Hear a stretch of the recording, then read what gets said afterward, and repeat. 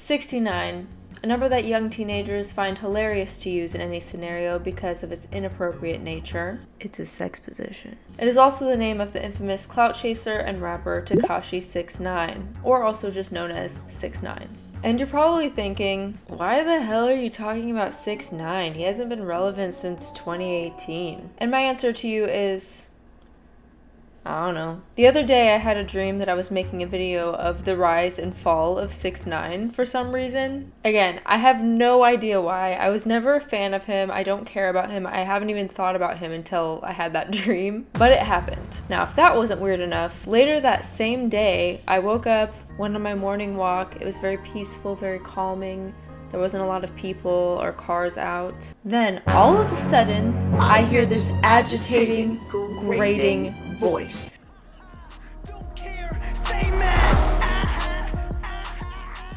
Yes, a car drives by blasting 6ix9ine's music.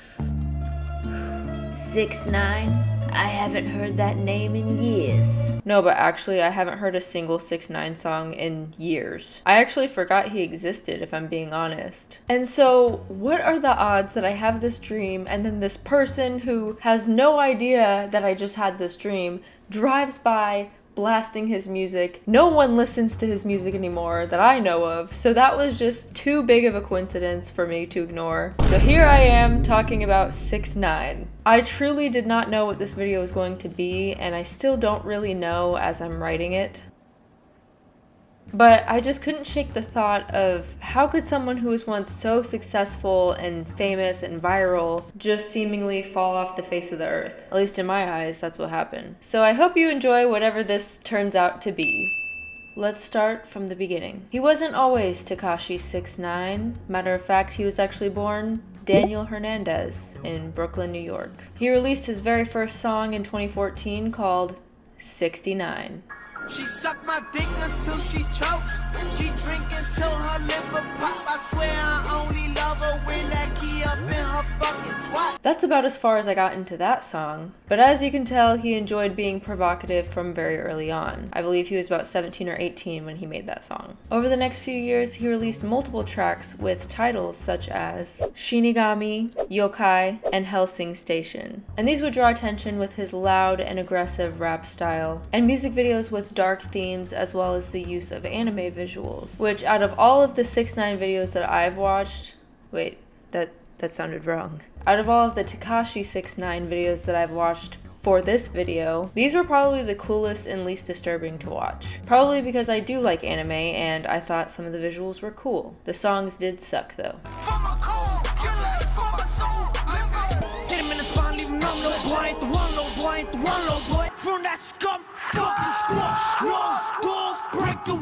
He eventually adopted the stage name Tekashi 6ix9ine, which could be after Tekashi, who is the main protagonist in the anime series High School of the Dead, which I actually haven't seen that one, but I do know in Bleach there's a character in there who has a 6ix9ine tattoo on his face, so it's evident that he was highly influenced by anime. He quickly became an internet meme with his rainbow dyed hair, extensive 6ix9ine tattoos, and rainbow grills, amongst other things. And in the beginning, he actually developed a supportive audience within Europe, mainly Slovakia, but he wanted more. More specifically, he wanted America's attention. With that, there became a shift in the way he presented himself. He quickly rose to fame in 2017 after being featured on Trippie Redd's song Polls 1469.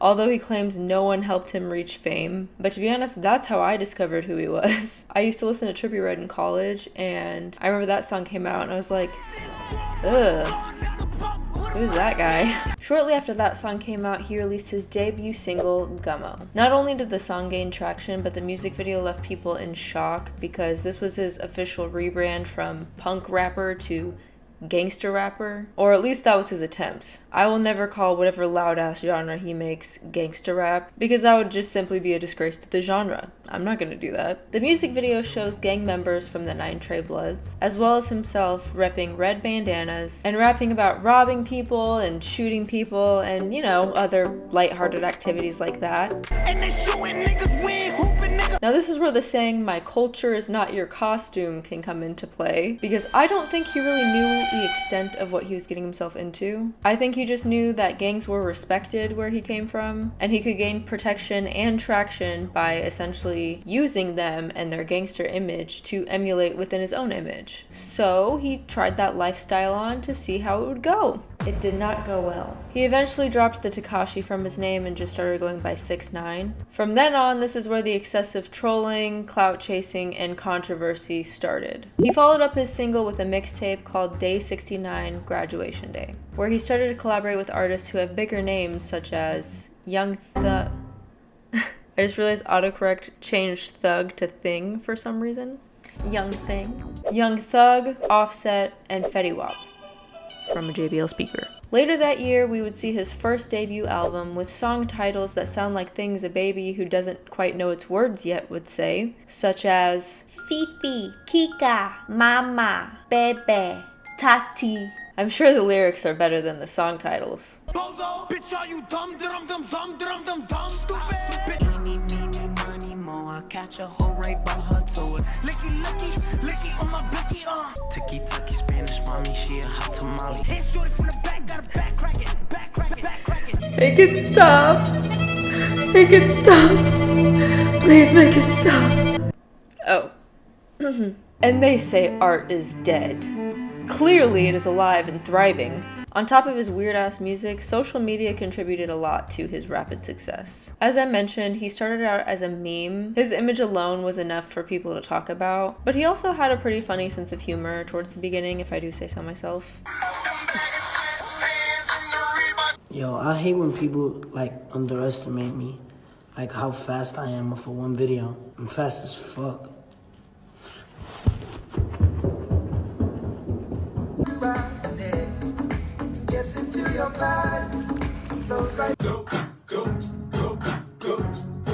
And he probably could have maintained his success if he were to just transition into a content creator, because content creators do messed up stuff all the time, and people typically forget about it after a shitty apology video. I'm sorry. I'm sorry. This video is an apology. I'm gonna apologize for a lot of things. And I'm sorry for that. I want to apologize from the bottom of my heart. And I'm sorry. I am truly sorry. Sorry. The toxic gossip train.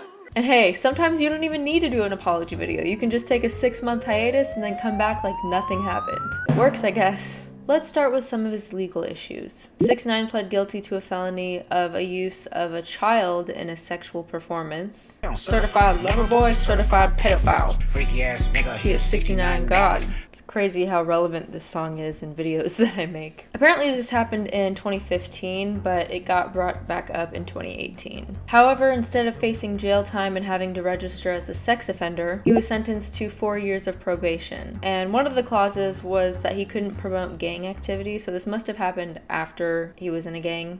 And he had to perform 1,000 hours of community service. And I'm just gonna say, as I was doing research for this video, the timelines of all of his legal issues, because he has so many, they kind of overlap, so I really don't know which happened first, but this was the first one I read about, so I'm talking about it. But 1,000 hours of community service makes me wonder if all of the community work that he brags about, Who really does more for the community than 6ix9ine? is because he had to, or else he'd be violating his probation. Hi, sweet girl. And I mentioned this in every video I have a dog in, but yes, I am dog sitting. This is Ava. She's been in my videos before. We love Miss Ava. Yes, we do. And what makes this even more sick is that this man is a father to allegedly 3 children, at least. His first child was with Sarah Molina, who had been with him before all the fame, and she came forward about his physical and sexual abuse. Like, at what point in the relationship did the abuse first start? Very early on in our relationship, like a month after I moved in with him, like he punched me and was beating me in front of my daughter. The following morning, he woke up and forced me to have sex with him, yeah. And he admitted to it. All my truth coming out to you, Lisa, I flew into a rage and I put my hands on this woman. How bad? Bad. Like bad. Like I was just hitting her repeatedly and she was like... In her face? Yeah. In her body? Yeah. Did you ever see him fight a man? No. She also mentioned something along the lines of him using his daughter as a way to like gain respect from people, because he's like, oh, I have a daughter at home. Oh, I'm a father, to make it seem like he cares about her and that he has a family to take care of. But he just never comes around, which is just so sad. I already saw the motive. It was just, you just wanted to stay with the baby until Wednesday to bring her to court. So they wanted to be able to use that as like a sympathy token. Yeah. So he's got another kid that he's not seeing as well as your kid that he's not seeing. Yeah, so what's the excuse with that? He's not a good father. That's just what it is. It gets worse. His second child was with a woman named Marlena, who went to Instagram to post DNA results to show that 6ix9ine is the father of their daughter. She also came at 6ix9ine for not being a part of their daughter's life, and from what I read, the daughter was 2 years old at the time, but he didn't even meet her yet. Like, he didn't even see the daughter in person. That is heartbreaking. Then his alleged third child is from a woman named Roz Verde, and I say alleged because hasn't really been a whole lot of talk around it, and there, I guess, hasn't been like a DNA test yet. However, I don't think there's any need for one because the kid looks exactly like him. And I initially thought he only had 2 kids that he was ignoring, so this was a surprise to me. And when I found out about this woman, there's like mixed information saying that she's his 3rd or 4th baby mom. But either way, it's not a surprise that he's not a part of his son's life either. And she actually came forward on a few interviews about him. He wasn't a father to his other 3 kids. I really didn't want to have an abortion. I was like, so what's your mom feel about you having a black baby here, bro? And then he was like, man, my mom hates black people. What is it like having 6ix9ine as your baby father? What baby daddy? As soon as I told him my water broke, then I ran. So has he came to visit the baby? He has not come to see me. When he isn't busy being a deadbeat dad or trolling on Instagram, best believe he's causing trouble. Although 2018 was arguably 6ix9ine's most successful year, it was also his most hectic year. He was involved in at least 5 shooting incidents throughout the entire year. In February, him and his crew were involved in a brawl at LAX. In April, him and his crew robbed another rapper. In May, he was arrested for driving a suspended license. In July, he was arrested for an outstanding warrant related to an incident where he choked a 16-year-old boy at the mall, who I believe was a fan of his. Damn, you could make this a whole calendar with each month being an incident that he got in trouble.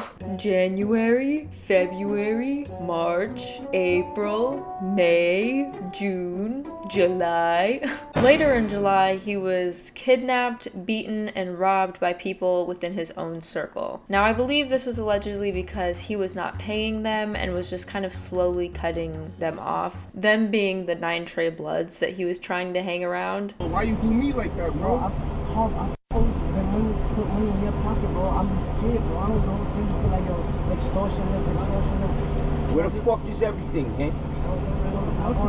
And this led to him firing his whole team and having trust issues of who he kept around him. In November, him and some former members of his team were arrested. 6ix9ine was charged with federal RICO and firearm charges, including conspiracy to murder and armed robbery. Ugh, busy year for 6ix9ine.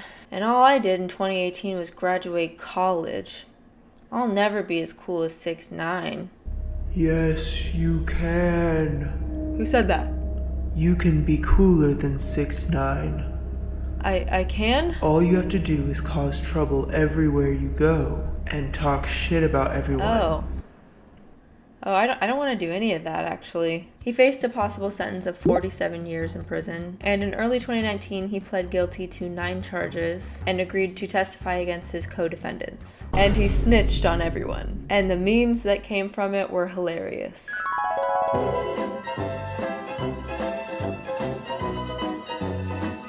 This is where his downfall began. So because he snitched and cooperated, he ended up getting sentenced to 2 years. But in 2020, he requested to serve the remainder of his sentence at home because he was considered high risk of contracting COVID because he has asthma. And they let him. And this is your reminder to always ask for what you want, because you never know what could happen. Weird way to get a life lesson out of this, but hey, you never know. Anyway, this is when the buzz around him started to die down because he lost a lot of support within the industry. And he also had tons of beef with people throughout his career, such as Trippie Redd, Chief Keef, which I don't know why you would want to do that. Out of all the people to beef with, I would not want to beef with Chief Keef. Ariana Grande and Justin Bieber, YG, Meek Mill, Lil Durk, who actually claimed that 6ix9ine's team reached out to him and offered him $3 million to keep the beef going, and more.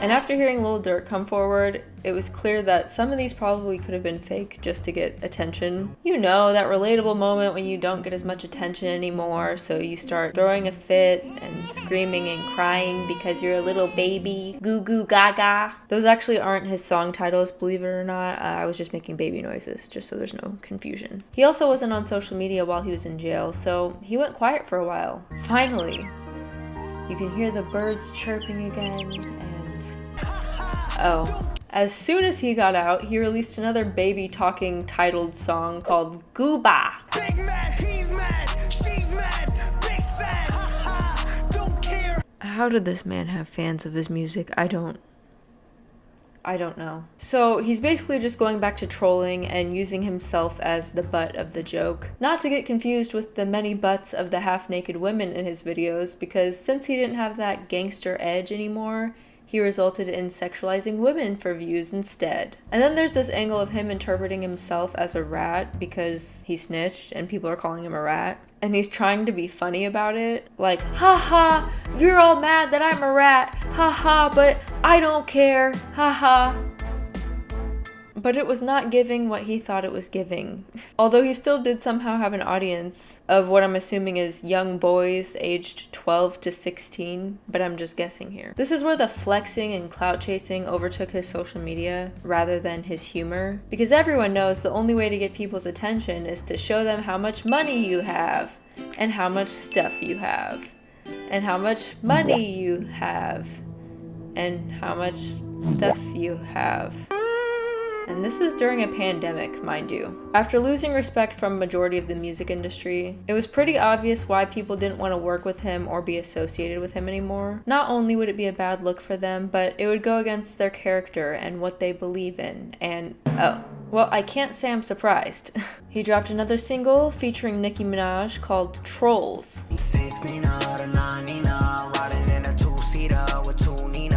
Again, real art in its purest form. He dropped a couple more singles before dropping another album titled Tattletales, for obvious reasons. It featured artists such as Akon, Nicki Minaj, and DJ Academics, who is also a huge weirdo. It debuted at number 4 on the US Billboard 200, which I'm sure was reassuring to him, but I think people were more interested in the hype surrounding him getting out of jail and also him being considered a snitch now, because this was his first time coming back to the internet after being locked up. And after that, you know, the hype slowly died down, and that was the last that I had personally heard of him. And this is where he started to just disappear from my brain, thankfully, until this dream. Over the next few years, he would face more arrests and lawsuits in typical 6ix9ine fashion. And then in 2022, a YouTuber by the name of Steve Will Do It offered him a $2 million deal with a video platform called Rumble. And all 6ix9ine had to do was play video games for an hour once a week. And he couldn't even do that. And apparently he just took the $2 million and spent it right away and never fulfilled his contract. I got him a deal, right? To play video games with Rumble once a week for an hour. Yeah. $2 million up front, and just doesn't do it. He had no money at the time, and he needed money to he breaks up with his girlfriend, and he needs money to buy Birkin bags for all these black chicks. Okay, oddly descriptive there. Don't know why you needed to specify what race they were. And ultimately, I don't really feel bad for Steve Will Do It. He also doesn't seem like the greatest of people, and the only reason I know who he is because Curtis Connor made a video a while back about people making ridiculous alcohol videos, and he was one of them.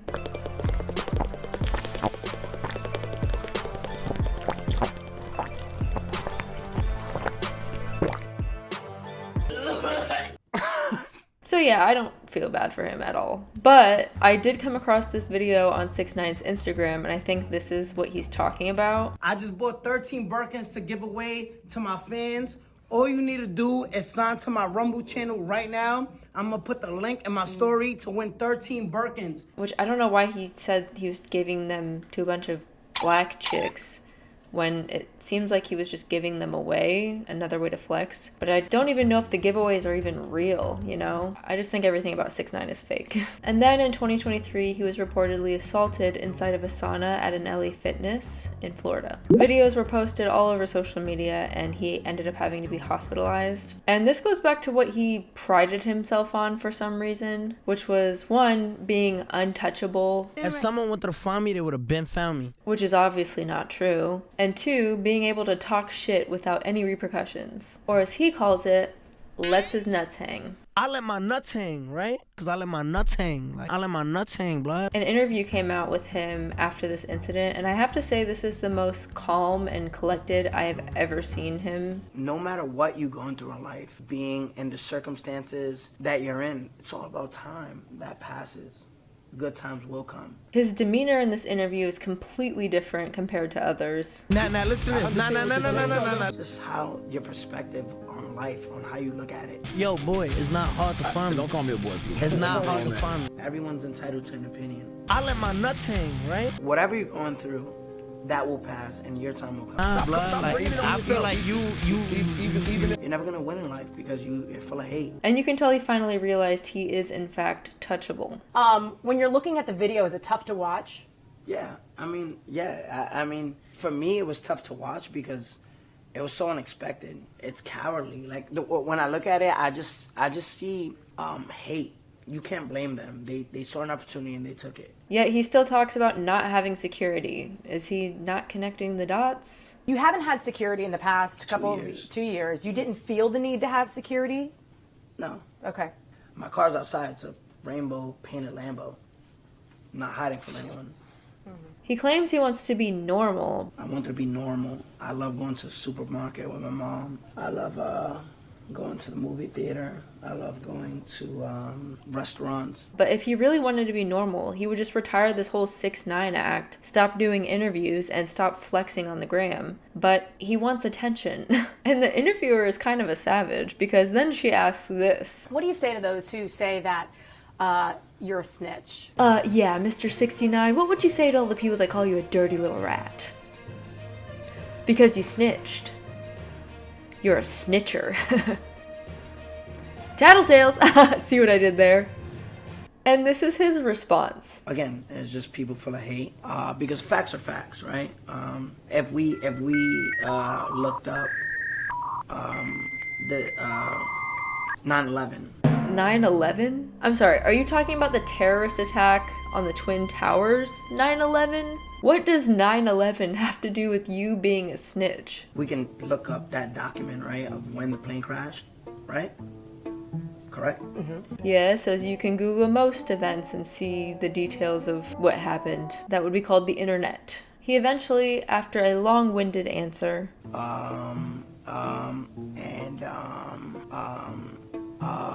explains that these guys weren't his friends and that they kidnapped him, robbed him, and slept with his significant other, and so they broke the street code first, so he doesn't feel bad for it. I think we should hold everyone accountable because who broke the street codes and the street rules were them first. Which, as an empath, I can kind of see the angle he's going for. But also, you claim to be a part of this gang. And gang members, to my knowledge, generally have this unspoken rule where they don't snitch no matter the circumstances. Because essentially it's them versus the legal system. And I could be wrong, but I do know that that's why it took so long for Tupac's alleged killer to even have a name. And it's still alleged because no one was willing to snitch, and it's unsure if this is the guy or not. Suge Knight was there, and according to Keefe, the two of them locked eyes right before the shooting, so Suge would know who did it, but Suge has never said anything. I think from what it seemed like, Suge the type gonna take it to the grave because I think he's still trying to live by the codes of, you know, the politics that goes with the hood. Which is just crazy to me. You know, someone lost their life, but okay.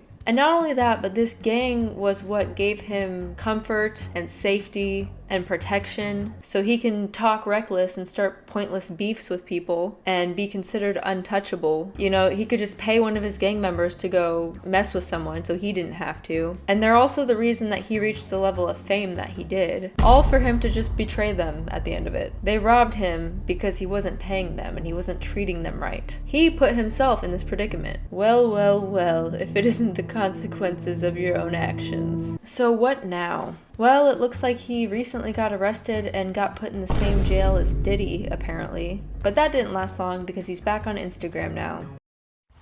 Molu, te quiero dar las felicidades por llegar a los millones de views. It also looks like the IRS was actually auctioning off his stuff. Anything from jewelry, bags, and even his plaques, because I guess he didn't pay his taxes. I also checked Spotify and it looks like he dropped 2 albums since Tattletales. One was a Spanish album in 2023, and the other one is an English album called Blackballed that came out in 2024. I had no idea he was even dropping new music still. Not that I'll be tuning in now that I know, but I truly thought he went MIA after being labeled a snitch. But as we can see, he took a page out of Drake's book and he decided to code switch and try on a different persona. He shaved his head, dyed his hair platinum blonde, and is now tapping into his Latin roots and making Spanish music.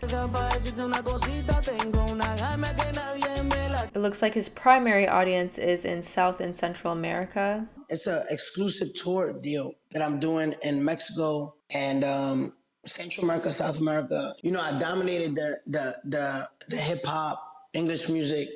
I think one of the gifts that, you know, God gave me was that I'm able to dominate in both demographics, which is Latin and English. Is this what he truly wants to do? I don't know. I think what he truly wants is fame and attention and clout. And the thought of losing that probably scares him, so he'll do anything to keep it. And you know, I can't help but feel a little sad after learning all of this because, you know, he was a kid who grew up in poverty, didn't have much of an education, didn't have much of a father figure in his life, to my knowledge, surrounded himself with people who did not care about his well-being, and then got lost in the idea of fame in a way to escape poverty. And he would do anything to keep that fame, even if it meant going against his own character and betraying people who helped him. You know, obviously I don't know the guy. I don't want to. I don't know what his true character is like, but I do know the early videos that I was watching where he's actually kind of funny. You know, it sucks that he kind of lost himself within the fame. And I don't think he's a good person because no good person would beat their girlfriend or sexually assault their girlfriend. So I'm not sticking up for him in any way. I'm just saying it's kind of sad how your environment truly can make or break you, as well as an education and having the resources to just have basic necessities to survive and luxuries to enjoy the little things in life. Because when you're in a state of survival mode, none of the external really matters. You're just kind of focused on, okay, this is my goal. I'm going to do anything to get there. You know, I don't know if he truly believes in anything he's ever done or if it's just an act, but my guess is that majority of it is just an act. Because a lot of rappers put on these like fake personas and flex online just to get attention and stay relevant because their music is trash. Which reminds me, I forgot to mention that he faked his death at one point. Yeah, y'all don't believe this shit. Yo, rest in peace, my man 6ix9ine. Yo, rest in peace. Rest in peace, 6ix9ine. You a legend, you heard? Before they send it to the site. I didn't really know where to put that in the video, so I thought I would just add that in right here. But yeah, the man will do anything to try to stay relevant and keep people talking about him. And I think that's the interesting thing about fame. It really is like a drug. I see it go to celebrities' heads all the time, to the point where they think they're this godlike figure and that they're untouchable. But at the end of the day, they still take a shit and wipe their ass just like everybody else does. Unlike Kim Jong-un, who does not have a butthole because he does not pee or poop. I've been really into learning about North Korea lately and just had to throw that in there. I don't support Kim Jong-un, by the way. It was just a little jokey joke. But yeah, ultimately he just kept putting out negative energy and that's kind of what he got back in return. And you know, I think we could learn a thing or two from 6ix9ine's story. Stay true to yourself, be humble, and don't be a snitch. Or else you might end up like this guy. Hope you enjoyed the little ride down memory lane of 6ix9ine. Hope you enjoyed the ride down memory lane of 6ix9ine's troubled past. If you watched this whole thing, I really, really, really appreciate you. It means a lot to me. My name is Maddie the Baddie, your new favorite YouTuber. Feel free to subscribe and stick around. I make all types of videos, so you never know what I'm gonna do next. And also check out my second channel where I post whatever the hell I want. Usually just vlogs and me talking, but yeah. And hopefully I will see you in my next video. Bye. You don't think you effing up your money with this tough guy gangster persona? Nah, I don't. All I'm saying is that eventually it's gonna catch up to you. If someone wanted to find me, they would have been found me. Give it some time. A lot of contusions to my face, jaw, ribs. I was stood in the house for 4 days. You went to O Block? Kids, yeah, I went to O Block. At 4 in the morning though. 4 in the morning. I was there, I was chilling. Cause now we saw the surveillance video. You was there for like 30 seconds. Nah, it was actually like 15. Seconds. I was gone. I'm like, you gotta stop this shit, man. Nah, you a good guy, man. Because listen to me, right? I'm gonna sit there and entertain y'all, but I'm not gonna sit there and die for y'all. That's not but that's what we trying to avoid. 6ix9ine, you're entertaining, you're funny, you're likable. Knock all the other shit off. One of the lessons, the consequences of meeting and associating with the wrong people. All those are consequences. All those are choices. Choices that I made, errors I made, mistakes. I stay out of trouble. Trouble seems his way to find me all the time.